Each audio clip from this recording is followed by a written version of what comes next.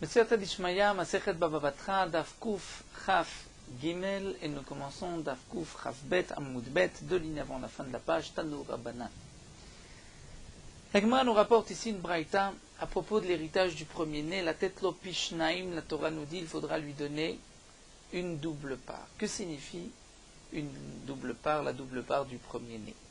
La Gemara nous donne ici deux possibilités, deux propositions. Ou bien, Pishnaim ke'echad, ou bien Pishnaim bekol hanechassim. Quelle est la différence? Comme le Rashbam l'explique. Un homme qui décède et qui laisse 5 enfants, on peut partager ses biens en 6, donner au premier-né une double part et aux autres frères chacun une part. Donc les 4 frères vont recevoir chacun une part et le premier-né 2, ce qui nous donne en tout 6. Ou bien, on peut diviser en 3. Donner au premier-né 2 parts et la 3e part sera partagée entre les frères. C'est ce que la Gemara va essayer de chercher, de prouver des psukim. Donc tout d'abord, la Braïta nous dit la tête lo pishnaim, c'est pishnaim ke'echad. C'est-à-dire, pishnaim, le double ke'echad, c'est-à-dire le premier-né recevra le double de ce que chacun reçoit. Donc on va partager en 6, on lui donnera 2 parts et les autres frères prendront une part. Mais la Braïta va essayer de le prouver. Est-ce que tu dis que c'est pishnaim ke'echad? C'est effectivement, le premier recevra double part 2 fois plus que chaque frère. Ou c'est le double de tous les biens. De tous les biens, donc, comme nous l'avons expliqué, on partage en 3 et on donne au premier-né 2 parts.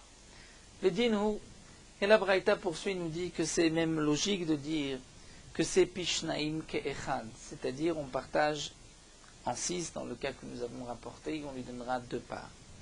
Pourquoi? Parce que chalkoim echad v'chalkoim chamisha.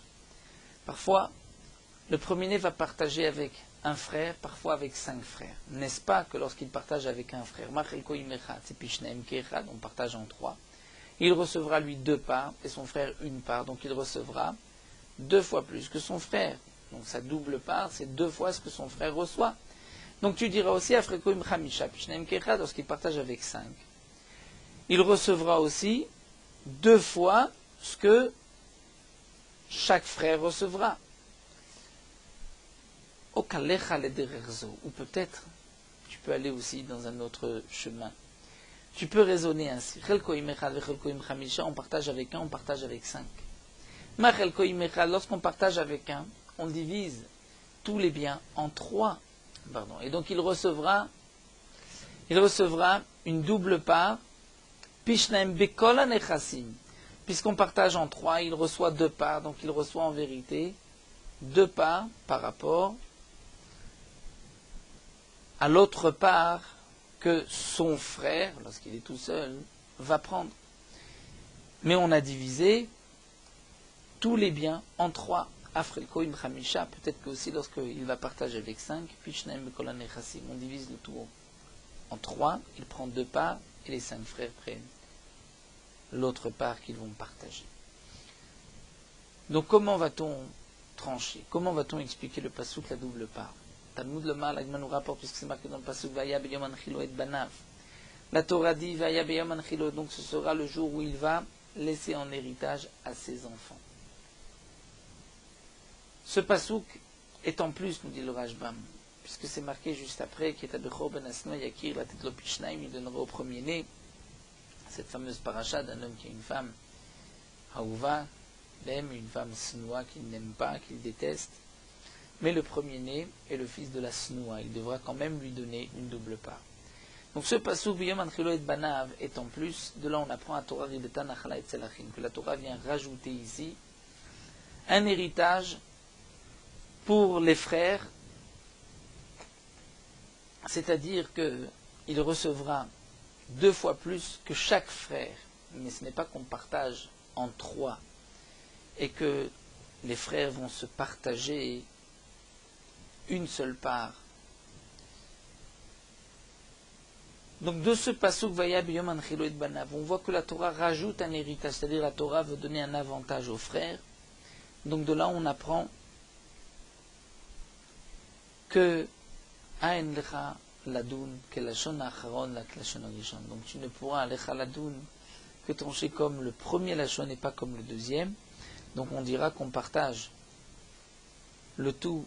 S'il y a 5 frères en tout, on partage en 6. S'il y a 6 frères en tout, on partagera en 7 et lui prendra 2 parts. Il prendra donc 2 fois plus que chaque frère. Mais on ne partage pas le tout en 3. Et la Braïta n'est pas terminée, la Braïta continue, nous rapporte d'autres psukim, ve Omer, et c'est marqué. Et l'Agma nous expliquera pourquoi la Braïta a besoin de rapporter d'autres psukim, ve Omer, et c'est marqué. Ubnei Reuven, les enfants de Reuven, Bechor Israël, qui est le Bechor, le premier-né de Yaakov Avinu, qui hu a Bechor, car c'est lui le Bechor, dit le pasuk Bechallo, Yetzwe Aviv, Nitna Bechorato Libnei Yosef ben Israël. Et lorsque Reuven a échangé lui de son père, comme c'est marqué dans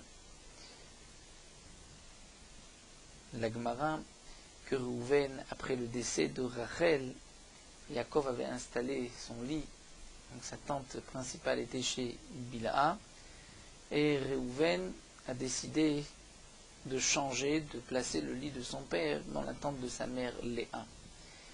Lorsque Reuven a déplacé donc le lit de son père lui a enlevé la Bechora et l'a donné à Yosef, aux enfants de Yosef ben Israël. Mais le pasuk dans Divrei Yamim termine en disant Veloli tiaches la Bechora, c'est-à-dire c'est seulement par rapport à l'héritage, mais ce n'est pas par rapport au titre de Bechor, c'est Reuven qui reste Bechor Israël. Et nous avons vu Omer un autre pasuk et la Gemara nous expliquera pourquoi nous avons besoin de tous ces psukim. Qu'est-ce que ces psukim nous apprennent? C'est marqué qu'Yehuda gavar be'echav ul nagid mimenu va bechora le Yosef. Que Yehuda, fort parmi ses frères, il est le dirigeant de ses frères, mais la bechora reste à Yosef. Donc c'est marqué ici Nemra bechora le Yosef, Nemra bechora le Dorot. On voit la bechora à Yosef, qui a été donnée à Yosef, Nemra bechora le Dorot, et on voit ce digne de Bechora que le premier reçoit une double part aussi pour les générations. Mais ma Bechora, Moral Yosef Pishnaim Keechad. N'est-ce pas que la Bechora de Yosef, c'était Pishnaim Keechad, puisque les 2 tribus descendantes de Yosef, Ephraim et Ménaché, ont reçu Kérouven, Vishimon, Yuli, comme Rouven et Shimon. Donc Yosef a reçu en vérité une double part, il a reçu comme 2 fois plus que chaque tribu. Donc on a partagé l'héritage, on a donné à Yosef une double part, mais cette part, c'est 2 fois plus que chaque tribu, donc c'est comme le premier Lachon, comme nous avons vu auparavant.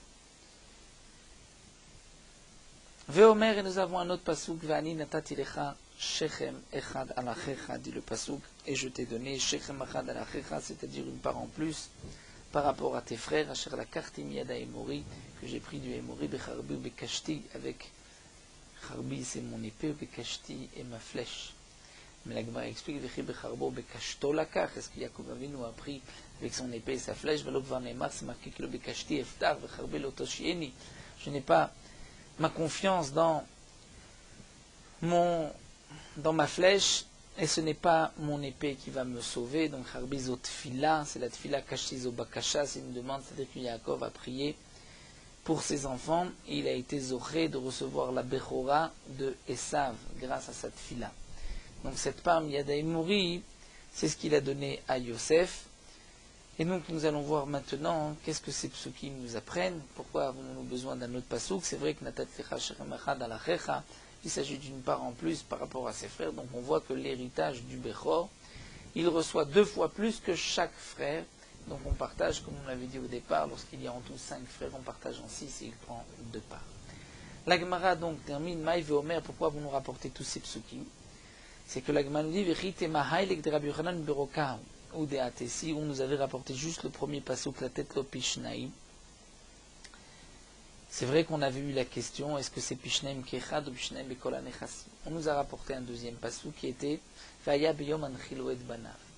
Ce pasuk n'est peut-être pas suffisant. Pourquoi? Ce pasuk vient peut-être nous enseigner le din de Rabbi Yochanan Beroka que nous avons étudié dans le daf précédent, qu'un homme a le droit de faire don de ses biens à un de ses enfants parmi ses enfants. Si c'est un héritier, il peut lui donner plus qu'aux autres. Seulement si c'est Bimanchilo et Banav, un de ses enfants. Donc peut-être que ce passou vient nous apprendre le din Rabbi Yochanan Broka et ne viendrait pas répondre à notre question. C'est pour cela qu'on a été apporté un autre passouk, Tashma Obne Rouven Bechor Israël, où on a vu qu'il était Bechor Israël, mais que la Bechora a été donnée à Yosef, et Yosef a reçu double part, donc Shnaim Keechat, comme chaque tribu. Vechitema Bechora mi Bechorato lo Gamrinan, peut-être que tu diras qu'on ne peut pas apprendre Bechora de Bechorato, c'est-à-dire on ne peut pas faire ici un lien, comme nous explique le Rashbam, puisque de ce passouk Obne Rouven Bechor Israël c'est marqué Nitna Bechorato. Donc on pourra dire Bechora, premier de Bechorato. C'est vrai encore, nous dit le Rashbam, que c'est un passouk dans Divrei Yamim, et donc Divrei Torah, Divrei Kabbalah Loï, Alfinan, on ne peut pas apprendre d'un passouk du Nar pour un passouk de Torah, mais là c'est peut-être juste Gilouï Milta Be'alma, ça vient, le passouk vient nous dire juste combien est ce Chelek, combien est le Chelek, la part qu'on donne. Donc c'est vrai qu'on va l'apprendre par une sorte de Binyanav, ici c'est marqué Bechora, Bechorato, et donc on dira que c'est 2 fois plus que chaque frère. Mais peut-être tu diras Bechoram, Bechorato, Logamren, on ne peut pas apprendre l'un de l'autre, ce n'est peut-être pas les mêmes mots, Bechora, Bechorato, alors on t'apporte un autre passouk, Tashma va Bechora, là c'est marqué va Bechora, les Yosef, et donc tu vois que la Bechora était Yosef, et Yosef a reçu 2 fois plus donc, que chaque frère. Vechitema Yosef Gouffé, Mimaï, Depishnem, Kechadave. Et la question qui se pose, mais qui t'a dit que Yosef lui-même a reçu 2 fois plus que chacun de ses frères? Peut-être que le partage était différent, qu'on a partagé d'abord en 3 et qu'il a reçu 2 parts. La Gemara dit Tashma, Fani natati lecha shechem achad alachecha. Donc je te donne une part en plus par rapport à tes frères. Donc tu vois que Yosef a reçu 2 fois plus que chacun de ses frères. Hamale Rav Papa l'Abaye, mais Rav Papa dit Abaye, Emma dikla be'alma. Peut-être que c'est juste dikla, c'est-à-dire un petit morceau de terrain qu'il lui a rajouté. Mais ça ne veut pas dire qu'il lui a donné une part entière. Et donc là, Abaye répond à Marley, Alecha Amarkra, ce que le Rashbam nous avait rapporté, le passouk sur lequel nous nous sommes appuyés tout au long de notre Gemara. Ephraim ou Menaché qui Rouven et Shimon, Ephraim Menaché était comme Rouven et Shimon. Donc chez Yosef, où il y avait Ephraim et Menaché, ont reçu comme Reuven ou comme Shimon, donc ils ont reçu 2 fois plus que chacun des Shevatim. Et Ephraim et Menaché, les enfants de Yosef, sont considérés comme une seule tribu, la tribu de Yosef, mais ont reçu donc la double part. Là, nous allons continuer avec une sougya de Haggadah concernant Yaakov Avinu, Reuven, Yosef, et nous verrons aussi Rachel et Léa. Donc ça s'étend quasiment sur tout le daf que nous allons étudier aujourd'hui. Nous avons donc là toute une longue Haggadah où l'Agma va nous expliquer les psukim. Ba'emine Rabbi Chelbo mi Rabbi Shmuel bar Nachmani. Rabbi Chelbo a posé la question à Rabbi Shmuel bar Nachmani. Mara Yaakov shnatal bechora me Reuven venatna li Yosef. Qu'est-ce qu'a vu Yaakov pour prendre la bechora, donc ce droit du premier-né à Reuven, et de le donner à Yosef? L'Agma demande Mara, qu'est-ce qu'il a vu?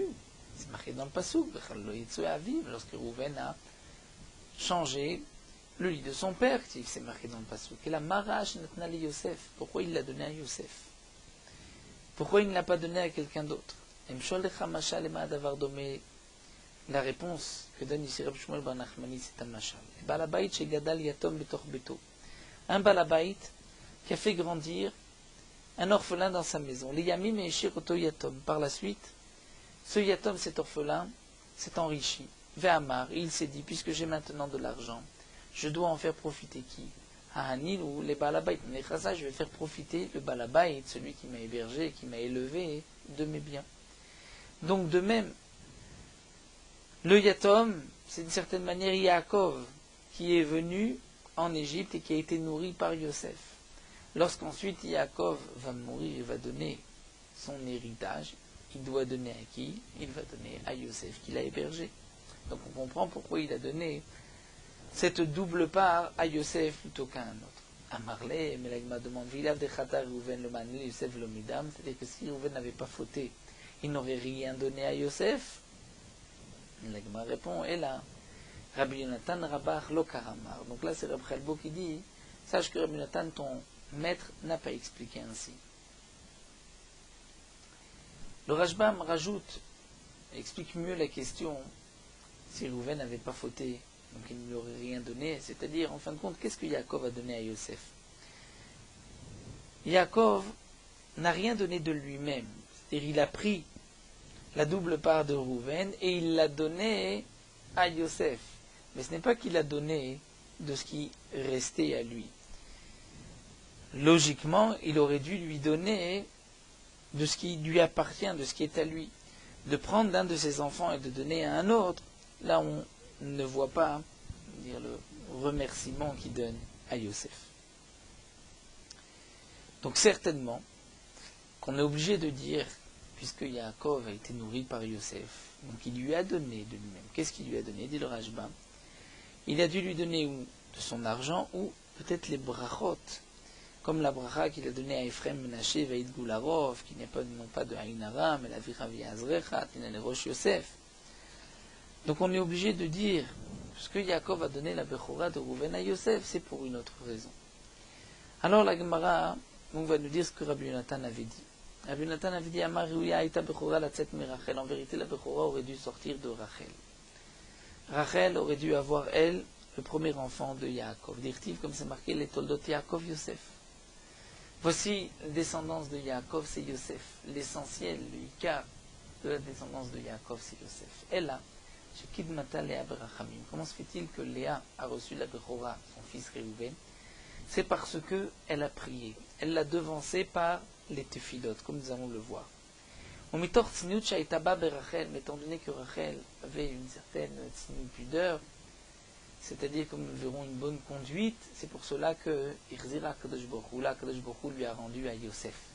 Donc la raison pour laquelle la Bechora a été rendue à Yosef, c'est parce qu'il y avait cette signute, nous verrons, cette bonne conduite de Rachel. Donc comment Léa a enlevé la Bechora par les Rachamim de Rachel? Dirti, puisque c'est marqué Véné à Léa Rakot. C'est marqué dans le passou que les yeux de Léa étaient Rakot. Que signifie Rakot? Maï Rakot. Il dit ma Rakot Mamash. Si on traduit Rakot Mamash, c'est-à-dire que c'est des yeux qui larmoient. La Torah ne va pas parler du mal même sur une bête impure. Dire-t-il comme c'est marqué Minabema Terora Minabema Torah, la Torah nous parle d'une bête qui est pure et d'une bête qui n'est pas pure. Mais la Torah ne dit pas une bête impure. Bignut Sadikim dit Berakatou, puisque la Torah va parler du mal sur Léa, va dire qu'elle a des yeux qui larmoient, qui est en vérité comme un moum, un défaut. C'est-à-dire que les matanot, les cadeaux qui ont été donnés à Léa, sont gdolot souvent, puisqu'elle a reçu la keuna, elle a reçu aussi Lévia, Lévi, et descendant de Léa, et de Lévi, nous avons eu les Kohanim et les Lévi, et de Yehuda, qui est aussi un des enfants de Léa, est descendu, est venu. La Malchut, donc les cadeaux qui ont été donnés à Léa, sont des cadeaux à Rukot qui sont grands. C'est ce que là signifie, et né Léa Rakot. Mais Rav Amar Leolam Rakot Mamash. Rav dit non, Rakot c'est Rakot Mamash. C'est-à-dire, elle avait les yeux qui larmoyaient, effectivement. Velo Gnayula, mais ce n'est pas un Gnay, ce n'est pas dire du mal d'elle. Elle a Shevachula, au contraire, c'est rapporter une louange, ses mérites. Pourquoi les yeux de Léa étaient Rakot? Pourquoi elle pleurait? Shaïta Shemat al Parashat Drachim, parce qu'elle entendait les gens qui parlaient, qui disaient Parashat Drachim sur les chemins, l'intersection des chemins. Elle entendait Ben Adam, les gens qui disaient Shayu Omrim Shne Banim Yeshla le Rivka. Rivka a 2 enfants, Shne Banot Yeshla le Lavan. Et Lavan a 2 filles. Donc Gdola la Gadol Vektana la Katan. La grande sera pour le grand et la petite pour le petit. Donc Léa entendait qu'elle était destinée à Esav. Ve'aïta Yoshevet al Parashat Derachim. Et elle était assise à l'intersection des chemins, et elle pose la question, Machelet, elle pose la question, Gadol Mama Asaf, qu'est-ce que fait le grand? Et on lui répondait, Ishraou Mlastem Beriot, c'est un homme qui est mauvais, un brigand. Katan Mama, ça avait le petit, qu'est-ce qu'il fait? Ishtam Yeshevoalim, un homme intègre qui est assis dans les tentes, qui étudiait. Vaïta Bocha, et elle pleurait à Chenashrour Isénia, au point que les cils sont tombés. Elle ne voulait pas tomber dans la part, dans les mains de Esav. Vaïnu dirtiv, et c'est ce qui est marqué dans le Pasuk. Vayar Hashem qui s'énoua Léa. Akadosh Baruch Hu a vu que Léa était snoua, c'est-à-dire qu'elle était détestée. Maï snoua, il est masnoua mamash. Si on va dire qu'elle était détestée, c'est-à-dire que Yaakov ne l'aimait pas, il l'a détestée. C'est impossible. Si la Torah ne parle pas du mal des bêtes, est-ce qu'elle va parler du mal de Yaakov? Et là, il faut dire ainsi. Akadosh Baruch Hu shesnoui maase Esav befania. Akadosh Baruch Hu a vu que les actions de Esav, Léa les détestait. Et donc, Vaïftach et Rachama, il lui a ouvert sa matrice et elle a eu des enfants. C'est elle qui a eu donc le Bechor, le premier-né de Yaakov en premier, donc le Bechor, puisque premier enfant de Yaakov,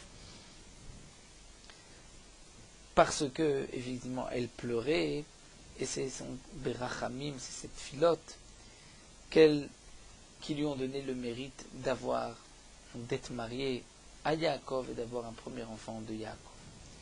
Uma itzniut aitaba berachel demande à Gma quelle était la bonne conduite, la tzniut de Rachel, dirtiv, c'est marqué Vayaged Yaakov le Rachel, qui a ri Aviyahu. Vechi ben Rivka, dans le Pasuk, c'est marqué que Yaakov a dit à Rachel qu'il était le frère de son père, et qu'il était aussi le fils de Rivka, demande la Gemara. Donc s'il est le fils de Rivka, il n'est pas le frère de son père, Valo ben Achot Avia. Il était donc le neveu de son père, le fils de sa sœur. Elle a Amarla, mais voici ce que Yaakov a dit à Rachel. Mina Salatli, tu veux te marier avec moi? Amrala lui a dit In, oui. Mais elle lui a dit Sache, mi wabar ma'au. Mon père est rusé, velo yachatli, tu ne pourras pas, tu n'auras pas le dessus. Amarla, il lui a dit, Yaakov, Maïr Mouta, qu'est-ce que ton père risque de. Comment va-t-il me tromper? Amrala lui a dit j'ai une sœur qui est plus vieille que moi, qui est plus âgée. Velom nasfalel mikamar, et mon père ne va pas me marier avant elle. Donc il va te la donner. Rachel avait déjà prévu. Amarla, Yaakov lui a dit Arrivani beramaout, je suis son frère dans la ruse. C'est-à-dire, s'il pense ruser, me tromper, je suis son frère, moi aussi je vais être un ramaï. Amrala, elle lui a dit mais est-ce qu'un tzaddik a le droit lui aussi de se conduire avec Ramaout? Il lui a répondu Inouï, comme c'est marqué dans le Pasuk, Im navar titabar fimikesh titapal, c'est-à-dire en fonction de la personne qui est avec toi, tu dois te conduire. C'est un homme qui est droit, tu dois être droit, mais s'il n'est pas droit, toi aussi, tu te conduiras ainsi avec lui. Et donc, Masar la simanim, Yaakov a donné des simanim, des signes à Rachel, afin que le soir après le mariage, on puisse lui donner ces signes et qu'il soit sûr que c'est bien Rachel. Kikama Léa. Mais lorsque Rachel a vu qu'on faisait rentrer Léa sous la choupa, Savra, elle s'est dit Ashtamir Sefachatay. Maintenant ma sœur va avoir honte. Mais Sartinu Nihala, et elle lui a donné les signes que Yaakov lui avait transmis. Donc ça c'était la grandeur de Rachel, comme on voit dans le passage, le matin, il a vu, mais c'était Léa. Michla demande la Gemara, est-ce que cela voudrait dire d'Adashta lav Léaï? Jusqu'à présent, ce n'est pas Léa. Si on dit le matin, c'était Léa, c'est-à-dire que la nuit, ce n'était pas Léa. Et là, il faudra dire Mitor Simanim, Shemasarna Yaakov le Rachel, mais Sarta le Léa, lo ave yadala adaishata. C'est-à-dire à cause des Simanim qu'il avait donné à Rachel et que Rachel a donné à Léa, Yaakov ne savait pas que c'était Léa jusqu'au matin. Donc on voit la tsniout de Rachel qui a donné ses simanim à sa sœur, bien qu'en donnant ses simanim, puisque la grande était pour le grand et la petite pour le petit, donc elle était ensuite destinée à Esav, malgré tout, elle n'a pas voulu faire honte à sa sœur, c'est pour cela qu'Akadosh Baruch Hu lui a rendu la Bechora. Il y a une question bien connue que me rapportait le Rav Shalom Shvadron. Même si Rachel n'a pas voulu faire honte à sa sœur, mais comment vis-à-vis de Yaakov a-t-elle pu donner les simanim? Et le Rav Shalom Shvadron me répond avec une histoire, une double histoire en vérité, juste une seule histoire. C'était Rav qui avait désigné un de ses élèves pour diriger le seder dans une famille où le père de famille était décédé, donc chez une veuve et chez des orphelins. Et le Rav, en sortant de la synagogue, s'est rendu compte que son élève ne s'était pas rendu dans cette famille, n'était pas là pour diriger le Seder. Le Rav a dit à ses enfants, je vais d'abord aller chez cette famille, et ensuite je viendrai faire le Seder à la maison, donc attendez-moi. Et le Rav a donc été diriger le Seder de Pessah chez cette veuve et ses orphelins, et il a tellement tardé, donc sa famille commençait à s'inquiéter. Lorsqu'il est rentré chez lui, sa famille, sa femme, ses enfants lui ont demandé, même si c'est vrai tu devais t'occuper de cette veuve, de ses orphelins, mais pourquoi c'était sur notre dos, c'est nous qui avons subi cela puisque tu n'étais pas avec nous. Et le Rav a répondu qu'en vérité, l'obligation de réjouir cette veuve, ces orphelins, ça ne compte pas seulement au Rav de la ville, mais aussi à sa famille, à tous les habitants de la ville. Le Rav n'était que le chaliar. Il était le chaliar, donc aussi de sa famille. Donc ses enfants, sa femme, se devaient aussi, vis-à-vis de cette veuve, de ces orphelins, laisser le Rav diriger le Seder chez cette veuve et ses orphelins. Et donc le Rav Shalom Shfadon expliquait que si Léa allait donc subir une telle honte, Yaakov Avinu avait aussi l'obligation de faire en sorte de ne pas causer une telle honte à Léa. Donc Rachel, en donnant les simanim, d'une certaine manière, a agi aussi à la place de Yaakov. C'est-à-dire Yaakov aurait dû, dans un cas pareil, accepter qu'on donne les simanim afin que Léa n'ait pas honte ce soir-là. Et donc c'est pour cela que Rachel a pu donner les simanim à Léa. Ce n'était pas al-Kheshbon, c'est-à-dire contre Yaakov, puisque Yaakov aussi, de cette manière, devait être obligé d'accepter une telle conduite pour ne pas faire honte à Léa. On continue. Baemine Abba Khalifa Kirouya Merabria Baraba. Negman nous rapporte qu'Abba Khalifa a posé la question à Abria Baraba. Bichlalan Natamotse Shivim. Lorsqu'on fait le décompte des enfants de Yaakov qui sont descendus en Égypte, on voit que le nombre ne correspond pas au chiffre que la Torah nous donne des 70 âmes, 70 personnes qui sont descendues en Égypte. Bichlalam, lorsqu'on regarde les klalim, on regarde les comptes, il y avait tant, tant et tant, on voit que c'est effectivement 70, bébé pratam, atamotse shivim chaser echad. Mais lorsque tu comptes les noms qui sont rapportés, tu vois qu'il n'y en a que 69. Amarlé, il lui a répondu, Théoma et Taïm Dina. Il y avait une sœur jumelle avec Dina. Dirtif, comme c'est marqué, Ve et Dina Bito. Dans le décompte, qui sont descendus en Égypte, c'est marqué Edina, Ve et Dina Bito. Le Ed vient inclure même une jumelle. Elle a meata dilegma, si le Ve et vient inclure, alors Théoma et Taïm Binyamin, tu veux dire qu'il y avait une jumelle aussi avec Binyamin, dirtif, comme c'est marqué Ve et Binyamin Achiv, Ben Imo, et Binyamin son frère. Donc Ve et, le Ve et vient dire même une Théoma, même une jumelle. À ce moment-là, nous avons 71. Tosfot nous rapporte qu'il y a un midrash qui dit que chacun des Shvatim, Rouven, Shimon, Lévi, Juda, etc., sont nés avec une jumelle. Mais là, on devra dire que notre Gemara ne suit pas cet avis, ne suit pas ce midrash. Alors, la Gemara nous rapporte qu'ensuite, c'était donc Rabria Baraba qui vient dire Amar Margalit Tova Itabiyadi. Il y avait une perle précieuse qui était dans ma main, Vata Mevakesh Lavda Memene, et tu veux me la faire perdre, c'est-à-dire, il y a une raison que je ne voulais pas te dévoiler. Donc ce que je t'ai dit au début, c'était juste l'irtoudé pour aiguiser ta curiosité. Donc tu veux que je te dévoile, que je te dise. Rien Marabhama Bachanna, c'est ainsi que Rabachama a dit Zo Yochevet, Shorata Bader Vildata Benachomot. C'est Yochevet qui, sa mère était tombée enceinte, Bader en chemin, Velidata Benachomot. Et elle est née Benachomot, entre les murailles. Le Rajbam m'avait expliqué entre les murailles, ne pas comprendre vraiment entre les murailles qu'elle est née, mais en Égypte.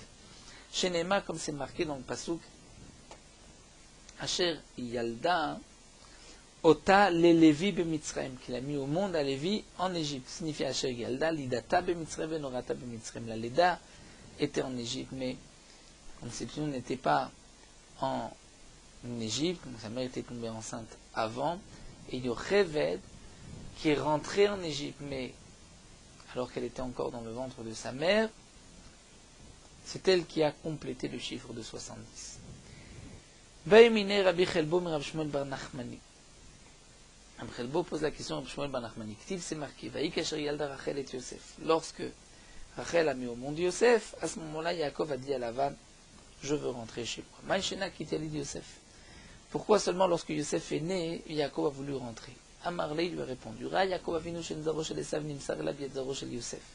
Yaakov avinu a vu que la descendance de Esav allait tomber que dans les mains de Yosef. Shnema, comme c'est marqué, Vaya bet Yaakov esh, ou bet Yosef le haba, ou bet Esav le cache. La maison de Yaakov était feu, Yosef, la maison de Yosef, la flamme, et Esav la paille, donc c'est Yosef qui va consumer la paille. Donc c'est pour cela que Yaakov a attendu que Yosef vienne au monde pour ensuite rentrer et aller contre Esav. Et Tivim la Gemara vient objecter. On voit dans les psukim que parfois sont les autres tribus qui ont pu vaincre Esav. C'est marqué Vayakim David Maneshev Vadaerev. David les a frappés Maneshev Vadaerev du matin jusqu'au soir, les Machoratam. Felo Nimlat Mem Ish. Et il s'agit ici, comme explique le Rashbam, de Amalek. Et David était donc descendant de Yehuda et pas de Yosef, et pourtant Amalek est la descendance de Esav. Amalek, le fils de Eliphaz, le fils de Esav, est tombé dans les mains de Yehuda. Amarlé lui a répondu, celui qui t'a fait lire des Nevi'im ne t'a pas fait lire les Ktuvim. Dirti, puisque nous avons un autre passage qui dit Belerto el Tsiklag, Naflu alav Menashe, Adnar veyozavad, Vidaviel, Vidiael, ou Michael, veyozavad, Veliou, Vetzilta, Racha, Alafim, Asher le Menashe. C'est-à-dire que lorsqu'il s'est rendu à cet endroit Tsiklag pour attaquer, pour la guerre avec Amalek, Naflou alav, c'est-à-dire il avait avec lui des chefs d'armée de Ménaché. Et donc Ménaché était descendant de Yosef. Et c'est pour cela donc que Amalek a pu tomber dans les mains de David, parce que dans son armée il avait aussi des descendants de Ménaché de Yosef. Métiv Rav Yosef vient objecter d'un autre passouk, c'est marqué ומהם עם בני שמעון הלכו ליח שעיר אנשים 500 חטיה נהריה ורפיה ועוזיאל בני ישעי בראשם. Et ensuite dans le passouk c'est marqué Vayaku et Chirit Apleta la Amalek. Donc on voit que les Bnei Shimon ont frappé les rescapés de Amalek. Et dit le passouk Vayishu Shamadayom Azeh. Donc tu vois que c'est aussi la descendance de Shimon qui peut vaincre Amalek. Amar Rabba Barshila Yish'i mi Bemenaché Até. Dans le passouk, c'est marqué Beni Yish'i. Yish'i, c'est aussi des enfants de Ménaché, de la descendance de Yosef, d'Irtif, comme c'est marqué dans le passouk.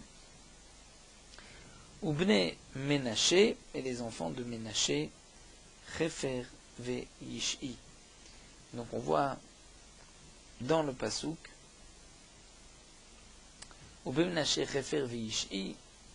C'est vrai que les Farshim disent qu'il n'y a pas un tel passouk dans le Nar.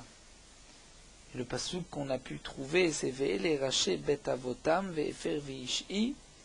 Donc à propos des Bnei Ménaché, donc on voit que parmi cette armée de Bnei Shimon, il y avait aussi des Bnei Ménaché, la descendance de Yosef. C'est pour cela qu'ils ont pu tomber dans les mains de Yosef. Donc Amalek est tombé dans les mains de Yosef, mais comme la Gemara avait dit, c'est seulement lorsque dans l'armée qui attaque Amalek, il y a de la descendance de Yosef, c'est là que Amalek va tomber, donc Esav, dans les mains de Yosef. Nous allons nous arrêter ici à Tanoura Banan. On prendra une autre suga toujours à propos du Bechor. Nous terminons ce mot à la Chad, Afkouf Chav Gimel. Concernant la famille de la mère, Mishpachat Ha'em n'est pas considéré comme une famille, comme la famille Mishpacha pour l'héritage. C'est-à-dire un homme qui décède et qui n'a pas laissé de descendance, qui n'a pas de père, sa mère ne pourra pas hériter de ses biens, ce sont les proches parents de la famille de son père qui hériteront. De même, ce que nous avons vu que les frères vont hériter l'un de l'autre lorsqu'ils n'ont pas de plus proches et qu'ils n'ont pas d'enfants, lorsqu'ils n'ont pas laissé de descendance, lorsque le père n'est pas là, c'est seulement les frères du même père. Mais les frères de la même mère ne vont pas hériter l'un l'autre. Ceci, nous l'avons appris du pasuk, Mishparto. Mishparto, nous savons que Mishparto dans la Torah, c'est par rapport au père, comme c'est marqué aussi dans le pasuk de Mishpechotam, les Betavotam, en fonction de la maison du père. Même si la mère n'hérite pas son fils, mais le fils va hériter les biens de sa mère. Si une femme décède et qu'elle n'a pas de garçon, c'est sa fille qui héritera de ses biens, puisque la fille, dans les biens de la mère, est comme la fille dans les biens du père. Donc lorsqu'il y a un garçon, c'est le garçon qui hérite, lorsqu'il n'y a pas de garçon, c'est la fille.